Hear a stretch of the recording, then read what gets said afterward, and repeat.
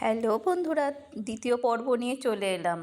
আমি রাত্রিরে চলে এসেছি শিবের মাথায় জল ঢালতে কার্তিকদার বাড়িতে। তো তোমরা দেখতে থাকো আমি কেমনভাবে শিবরাত্রি করছি।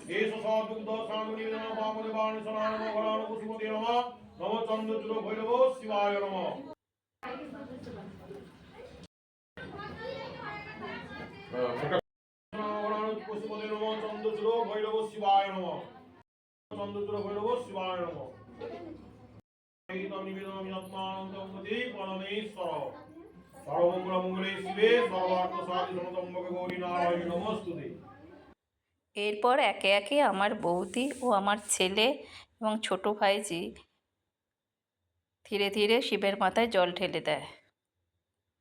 শেষকালে আমরা নন্দী মহারাজের মাথায় জল পুষ্প নিবেদন করি। পূজার শেষে আমরা সকলে মিলে একটু ছবি তুলে নিই এবং বাড়ি ফিরে আসি।